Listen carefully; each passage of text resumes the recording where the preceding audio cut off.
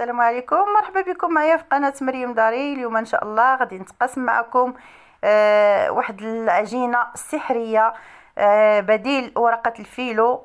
بالنسبة للناس اللي ما كيلقاوش الورقة ديال الفيلو، غادي نحضرها معكم بجميع المراحل ديالها وبمقادير اللي مضبوطة، يعني بالمراحل ديالها اللي غادي تنجح معكم من اول استعمال. كتجي مقرمشه في جميع المؤسسات او لا المملحات. كنتمنى الى عجبكم الفيديو ما تنسونيش باكبر عدد من اللايكات وتبارطاجيو مع العائله والاصدقاء. ودابا ان شاء الله غادي ندوزو للمقادير والطريقه ديال التحضير. بالنسبه للدقيق كنحتاج هنا 800 غرام ديال الدقيق الابيض الخاص بالحلويات، كيكون مغربل من قبل. الدقيق ضروري خصو يكون نوعيه جيده. غادي ندير واحد الرشه ديال الملح، غير شويه ماشي بزاف. غادي نضيف هنايا السكر حبيبات، 3 ديال الملائق ديال السكر حبيبات.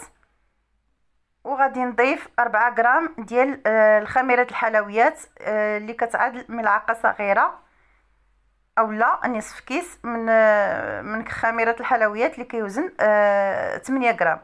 غادي نضيف هنايا واحد العلبه ديال الياغورت الطبيعي بدون سكر. هاد الياغورت هذا كيعطيه واحد الطراوه للعجين، يعني كيجي واحد العجين اللي سحري وزوين بزاف، كيجي خفيف هش ورطب. غادي نضيف هنايا نصف كاس من الزيت النباتيه ونصف كاس من ماء الزهر. وغادي نبدا كنخلط وانا كنضيف الماء بالتدريج. الماء ما تضيفوش دفعه واحده، غادي تضيفوه غير بشويه بشويه، لان العجينه ديال هاد العجينه ديال الفيلو او لا بديل ورقه الفيلو، العجينه كتجينا صلبه باش كنتحكموا فيها اكثر ما كتعذبناش ملي كنجيو كنطلقوها. صافي كنبدا كنضيف الماء بالتدريج حتى كنتحصل على عجينه اللي يعني صلبه في القوام ديالها. وكنحاول ندلكها شويه كيف ما كتشوفوا معايا. راني كنضيف غير رشيشات خفافين ديال الماء على الدقيق باش ما كنفوتش فيها الماء بزاف. صافي وكنبدا كنجمع العجينه ديالي.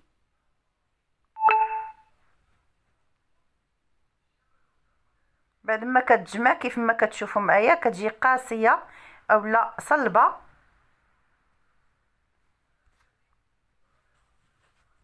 غادي نحاول ننزلها في سطح العمل باش ندلكها. هنايا غادي نعطيها الكف واحد شويه ديال تقريبا واحد 5 ديال الدقائق حتى كتولي ملسه، ما كتنسج مزيان المكونات كلها.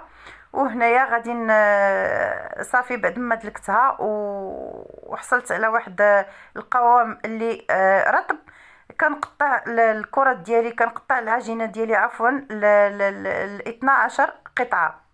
غادي ندير انا 12 كره، كل كره كتوزن 100 غرام حتى ل 105 غرام تقريبا، يعني هذا هو الوزن ديالها.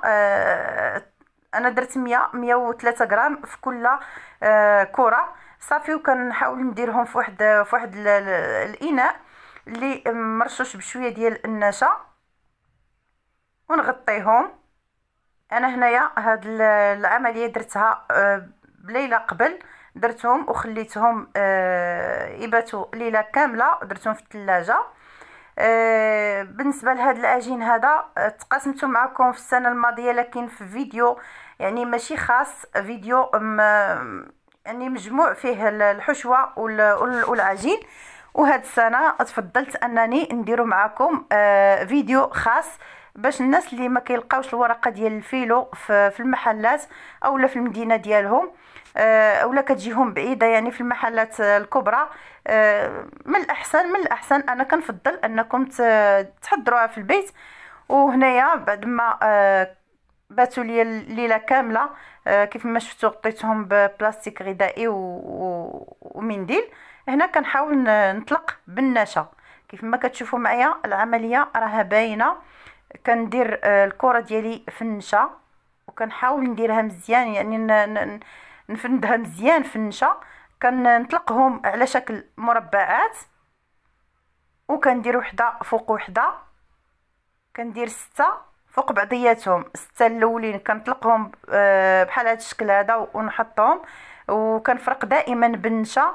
انا في الاخير راني غادي نعاود نحلهم، وغادي نفرق مزيان بيناتهم بالنشا، باش ملي كيطيب لينا هاد الورقه هادي اولا هاد العجين كيجي كله مورق، وكيجيو هكا وريقات باينين ومقرمشين. صافي بعد ما كملت كيف ما كتشوفوا معايا عطاوني 6 المربعات على 6 المربعات. كنغطيهم وكنخليهم يرتاحوا واحد شويه باش ملي كنجي نطلقهم كيعطيوني الطوع. صافي كيف ما كتشوفوا معايا الوريقات ديالي ما ملتصقين ما حتى شي حاجه، يعني العجين ديالي راه هو ناجح 100%. كنحاول نطلقو باش نوريكم الشكل ديالو كيفاش كيجي في الاخير. كيجي وريقات هكا رقيقين وشفافين. صافي وكنعمرهم بداكشي اللي بغينا. انا ان شاء الله في فيديو قادم غادي نعمرهم لكم، غادي نتقاسم معكم واحد الفيديو ديال البقلاوه بلمسه مغربيه. كتجي سهله وزوينه ولذيذه وبكل مقاييس، يعني شي حاجه اللي زوينه بزاف. صافي هنايا غادي نكتفي بهذا القدر هذا. بعد ما كنطلقهم كيجي رقيق، كيجي على هذا الشكل هذا. وكنتمنى على هذا الفيديو ديال اليوم تكونوا استفدتوا منه، وتحضروا هذا العجين هذا في المنازل ديالكم. ويعني حتى الناس اللي ما كيلقاوش هذه الورقه ديال الفيلو، راه هذه تماما شبيهه بالورقه ديال الفيلو. وشكرا لكم على الدعم ديالكم، وما تنسونيش بتعاليقكم ولايكاتكم. والى اللقاء مع فيديو جاي ان شاء الله، وصفه جديده.